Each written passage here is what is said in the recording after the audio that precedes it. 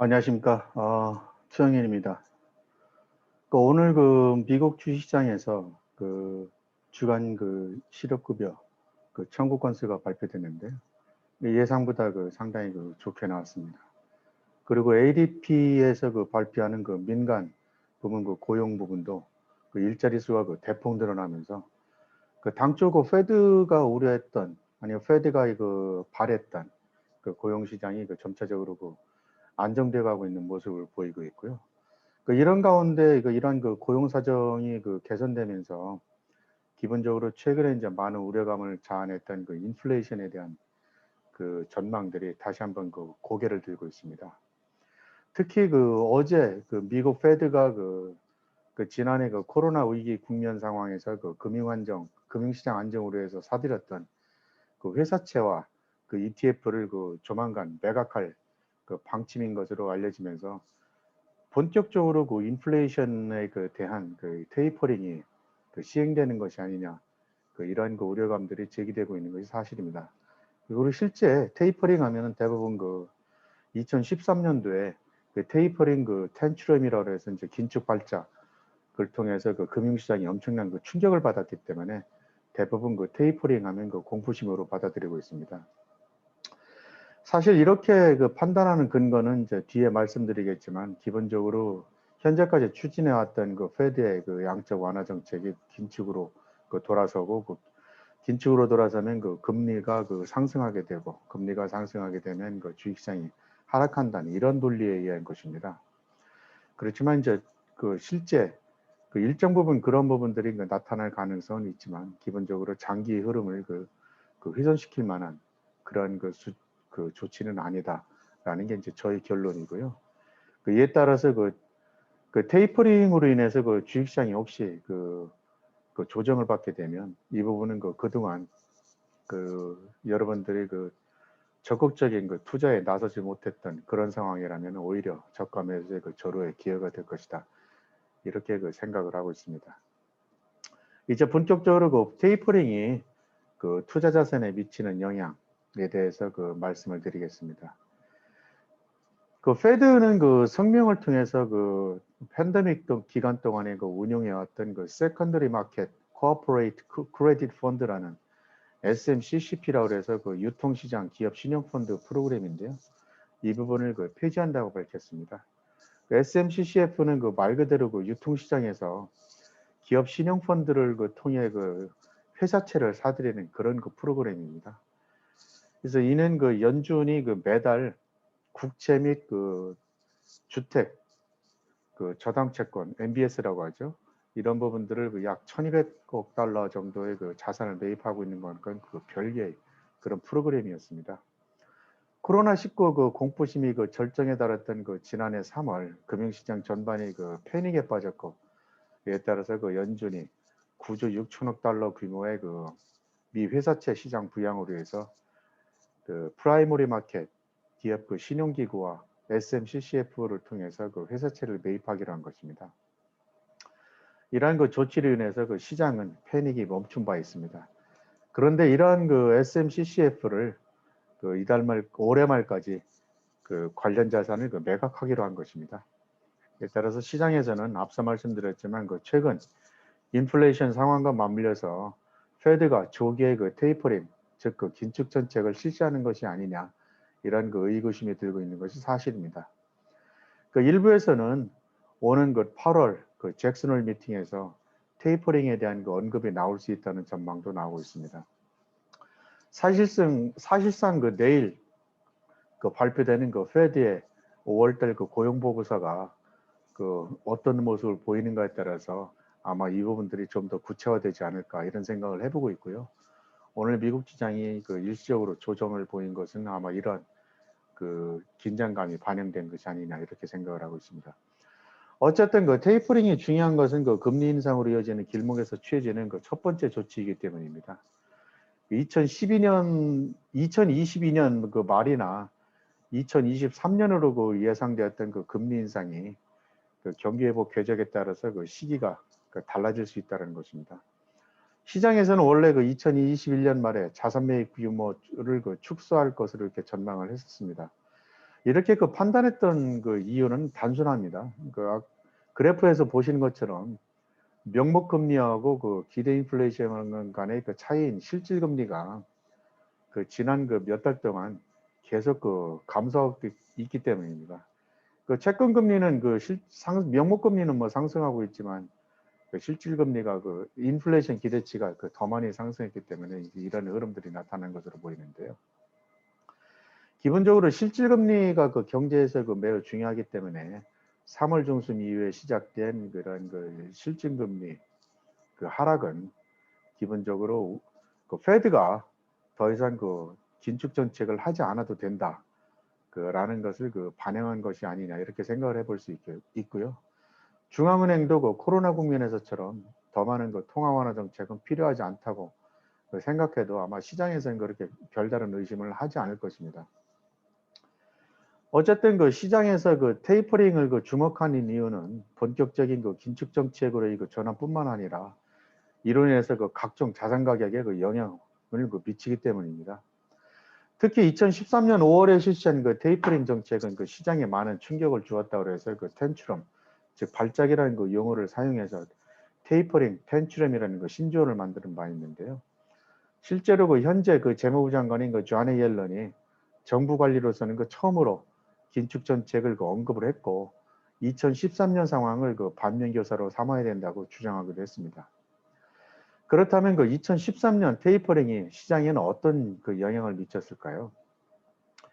그 2013년 그 5월 말에 당시 그 페드 의장이었던 그 버냉키가 그 긴축 그 테이퍼링에 대한 그 언급을 했고 이에 따라서 그 미국 장기 채권 금리가 그 급등을 하고 이머징 마켓은 그 급락했습니다. 흥미로운 점은 그 왼쪽 이 그래프에서 보시는 것처럼 그 1년 만기 그 국채 금리와 10년 만기 그 국채 금리 간의 그 스프레드인 그 기간 프리미엄이 그 2013년 그 5월 그 60bp 정도에서 그 2013년 그 9월 중순에는 거의 한 150bp까지 이렇게 확대되었다는 겁니다. 예, 그리고 10년 만기 국채 수익률은 그 2%대에서 3%까지 그 급등한 바 있습니다. 그런데 그 재밌는 것은 이 오른쪽 그래프에서 보시는 것처럼 실질 금리는 그렇게 크게 그 움직이지 않았습니다. 그렇다면 그 주식과 다른 그 위험 자산에는 그 테이퍼링으로 인해서 어떤 그 영향을 받았을까요? 기본적으로 그 자산군과 그 시장 영역 전반에 걸친 그 테이퍼링의 영향을 이해를 하면 기본적으로 그 투자자들이 연준의 그 테이퍼링 조치를 활용해서 포트폴리오를 그 유리하게 그 가져갈 수 있다고 생각을 합니다. 특히 그 주식과 마찬가지로 위험자산으로 그 분류되는 그 EM 특히 신흥시장 그 채권도 그 미국 그 금리 상승에 동조하면서 커다란 그 타격을 받은 바 있습니다. 이는 그 미국 국채 수익률 상승이 모든 인컴 관련 그 금융상품 가격에 매우 그 유의미한 영향을 미쳤음을 그 증명한 것인데요. 테이블에서 보시는 것처럼 기본적으로 그 역사적으로 위험자산군은 그 다양한 그 정도로 그 금리와의 그 민감도를 보여왔습니다. 특히 그 주식이나 그리고 뭐 부동산 그리고 하이힐드 부분은 그리고 EM 그 채권 등은 그 미국 국채와 그 신흥 그 상관관계가 거의 그 상관관계가 그 뚜렷하게 나타났습니다. 정상적인 상황이라면 금리가 그 경제 성장에 대한 그 정보를 그 제공해 주게 됩니다. 다시 말씀드려서 그 금리가 상승하면 GDP가 올라간다라는 것을 의미를 하고 GDP가 상승하면 ROI가 개선되고 투자 자본에 대한 그 수요가 증가한다는 것을 그 시사해 줍니다.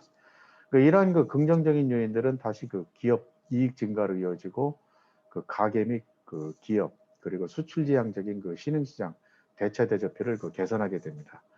그래서 그 신흥시장 그 주식과 그 미국 국채와는 그 마이너스를 보이는 것입니다.